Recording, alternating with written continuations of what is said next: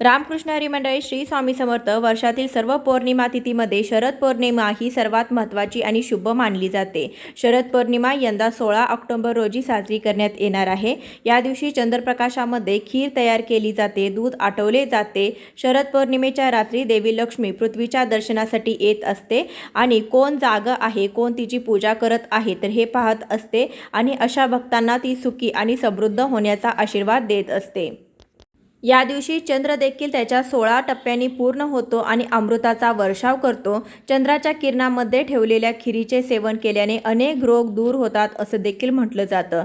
तसेच देवी लक्ष्मीची कृपा देखील होते. तर आज आपण आजच्या व्हिडिओमध्ये कोजागिरी पौर्णिमेची पूजा कशी करावी, ही तिथी कधी सुरू होते, नक्की कोजागिरी पौर्णिमाची पूजा आपण कोणत्या दिवशी रात्री 12 वाजता करायची, शुभ मुहूर्त कोणता आहे, या पूजेचं महत्त्व काय आहे, पूजा करत असताना कोणत्या मंत्राचा जप करावा, अतिशय साधी सोपी पद्धत मी तुमच्यासाठी घेऊन आलेली आहे. अगदी विधिवत आपण ही पूजा करणार आहोत. व्हिडिओ संपूर्ण पहा. चॅनलवरती नवीन असाल तर सबस्क्राईब करा. व्हिडिओ आवडला असेल तर जास्तीत जास्त लोकांपर्यंत नक्की शेअर करा. हिंदू पंचांगानुसार अश्विन महिन्याच्या शुक्ल पक्षाची पौर्णिमा तिथी ही 16 ऑक्टोबर रोजी रात्री 8:45 सुरू होणार आहे आणि 17 ऑक्टोबर रोजी संध्याकाळी 4:50 समाप्त होणार आहे. कोजागिरी पौर्णिमेची जी पूजा आहे तर ती आपल्याला 16 ऑक्टोबरला बुधवारी रात्री 12च्या नंतर करायची आहे. 16 ऑक्टोबरलाच रात्री आपल्याला ही पूजा करायची आहे. पूजेचा जे शुभ मुहूर्त आहे ते रात्री 11:42 ते 12:32 असणार आहे. तर या वेळेमध्ये तुम्ही पूजा करू शकता. या अगोदर तुम्ही पूजेचं जे काही साहित्य आहे तर ते गोळा करून ठेवू शकता.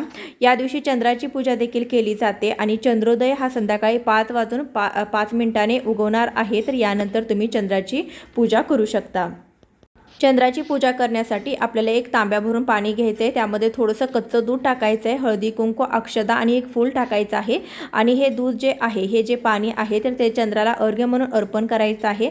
हळदी कुंकू वाहून आपण चंद्राची आरती ओवाळून घ्यायची आहे. अशी आपण चंद्रपूजा करायची आहे. चंद्राची पूजा करत असताना ओम सोम सोमाय नमः या मंत्राचा जप करायचा. पूजा करण्या अगोदर हात पाय तोंड स्वच्छ धुवून घ्यायचं आहे. त्यानंतर पूजेला सुरुवात करायची. स्वच्छ कपडे परिधान करायचे आहे. ज्या ठिकाणी पूजा मांडणार आहात ती जागा स्वच्छ करून घ्यायची आहे. थोडंसं गंगाजल किंवा गोमूत्र शिंपाडून घ्यायचं आहे. रांगोळीने स्वस्तिक किंवा लक्ष्मीची पावले काढायची. हळदी कुंकू अक्षदा एक फूल व्हायचं, नमस्कार करायचा. त्यावरती पाट किंवा चौरंग ठेवायचा. त्यावरती पांढरे वस्त्र अंतरायचे आहे. लाल वस्त्र देखील अंतरू शकता. हळदी कुंकू अक्षदा 4 सुपाऱ्या, 1 सुपारी कलशामध्ये टाकण्यासाठी 1 रुपयाचं नाणं, त्यानंतर पंचामृत, त्यानंतर आपण स्वच्छ पाणी, गुळ खोबऱ्याचा, दूध साखरेचा, लाह्याचा नैवेद्य घ्यायचा आहे. अक्षदा म्हणजे तांदूळ घ्यायचे आहेत. तर 8 विड्याची पाने आपल्याला लागणार आहेत. 5 आंब्याची पाने किंवा 1 आंब्याचा पानाचा डहाळा घ्यायचा आहे. फुलं घ्यायची आहेत. इंद्रदेवाचं प्रतीक म्हणून कलश स्थापना करणार आहोत. त्यासाठी पाण्याने भरलेला कलश आपल्याला लागणार आहे. कलशावरती स्वस्तिक हे चिन्ह काढायचे. 5 हळदी कुंकवाची बोटे उठवायची. स्वच्छ पाणी घ्यायचं आहे.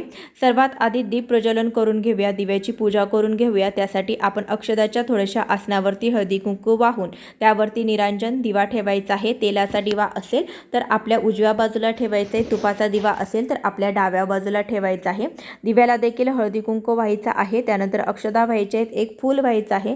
नमस्कार करून घ्यायचा आहे. शुभं करोति कल्याणम आरोग्यम धनसंपदा शत्रुबुद्धी विनाशाय दीपज्योती नमस्तुते या मंत्राचा जप तुम्ही करू शकता.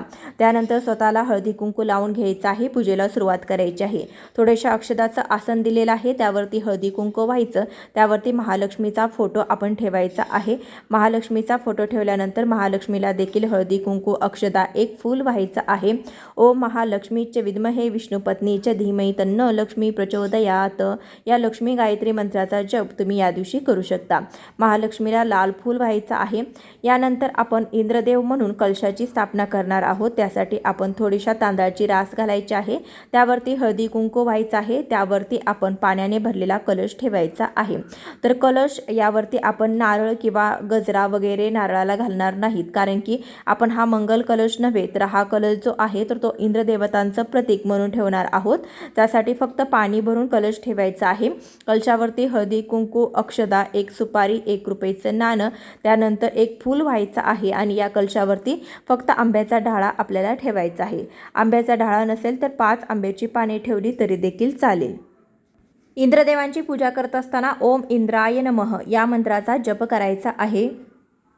यानंतर कळशाला हळदी कुंकू अक्षता एक फूल अर्पण करायचं आहे. अशी आपण इंद्रदेवाची पूजा करणार आहोत. या दिवशी उत्तरात्री साक्षात लक्ष्मी चंद्रमंडळातून पृथ्वीवर उतरते आणि लक्ष्मी देवी येऊन को जागरती म्हणजे कोण जागत आहे असं विचारते. म्हणून या दिवसाला कोजागिरी पौर्णिमा असं म्हटलं जातं. कोजागिरी पौर्णिमेच्या मध्यरात्री देवी महालक्ष्मी आपल्या कर कमलांमध्ये वर आणि अभय घेऊन भाविकतेने आपले व्रत करणाऱ्यावर प्रसन्न होते. जो मनुष्य जागून माझी पूजा करत असेल त्याला मी अपार धन धान्य देईन असं ती म्हणते. दरवर्षी करण्यात येणारे हे व्रत लक्ष्मीला संतुष्ट करण्यासाठी केलं जातं. यामुळे लक्ष्मी तर प्रसन्न होते, समृद्धी लाभतेच, पण मृत्यूनंतर परलोकातही सद्गती मिळते. यानंतर 4 ठिकाणी आपण जोड विड्याची पाने ठेवून घेतलेले आहेत. देठ देवाकडे आणि टोक आपल्याकडे अशाप्रमाणे विड्याची पाने ठेवायची आहेत. यानंतर एका तामणामध्ये 4 सुपाऱ्या आपण ठेवलेल्या आहोत. तर या सुपाऱ्यावरती पहिल्यांदा स्वच्छ पाण्याने, त्यानंतर पंचामृताने आणि त्यानंतर आपण पुन्हा स्वच्छ पाण्याने स्नान घालून घेणार आहोत. तर क्रमशः मी तुम्हाला सांगते. पहिली सुपारी जी आहे तर ती भगवान श्री गणेश, दुसरी सुपारी जी आहे तर ती भगवान श्री विष्णू आणि तिसरी सुपारी आहे माता लक्ष्मी आणि चौथी सुपारी आहे भगवान कुबेर. तर पहिल्यांदा गणपतीची पूजा करत असताना ओम श्री गणेशाय नमः, त्यानंतर भगवान श्री विष्णूंसाठी ओम नमो भगवते वासुदेवाय नमो नमः, त्यानंतर महालक्ष्मीसाठी ओम महालक्ष्मी नमः, कुबेरांसाठी श्री कुबेराय नमः या मंत्राचा जप करत आपल्याला स्नान घालायचं आहे.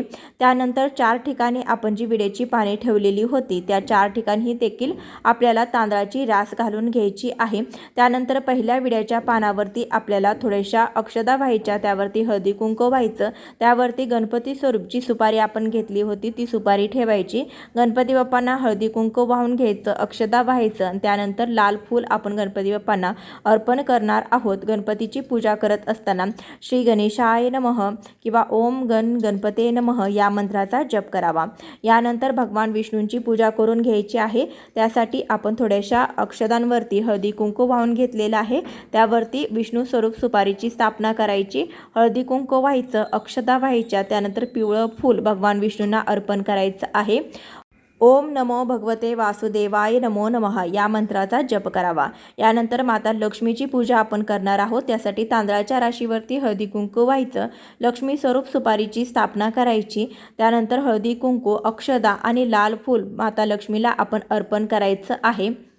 महालक्ष्मीची पूजा करत असताना ओम श्रीम ह्रीम श्रीम कमले कमलालये प्रसिद्ध श्रीम ह्रीम श्रीम ओम महालक्ष्मी नमः या महालक्ष्मीच्या बीजमंत्राचा तुम्ही जप करू शकता किंवा अगोदर सांगितलेला जो लक्ष्मी गायत्री मंत्र आहे त्याचा देखील तुम्ही जप करू शकता. यानंतर शेवटच्या जोडपानावरती आपण भगवान कुबेरांची पूजा करणार आहोत. त्यासाठी थोड्याशा अक्षतांची रास घालायची, त्यावरती हळदी कुंकू व्हायचं, त्यावरती कुबेर स्वरूप सुपारीची स्थापना करायची, हळदी कुंकू व्हायचं, अक्षता व्हायच्या आणि भगवान कुबेरांना एक फूल आपण अर्पण करायचं आहे.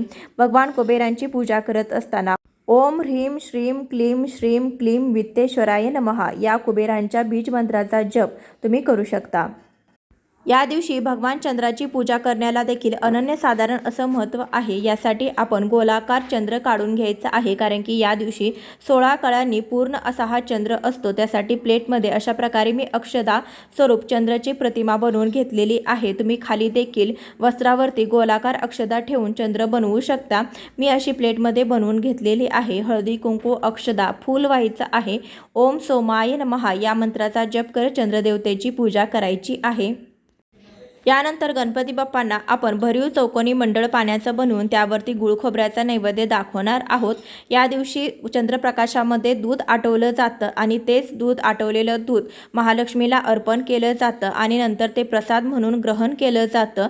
लाह्याचा, बताशाचा किंवा दूध साखरेचा, आटवलेल्या दुधाचा, खिरीचा किंवा बासुंदीचा नैवेद्य या दिवशी तुम्ही महालक्ष्मीला दाखवू शकता.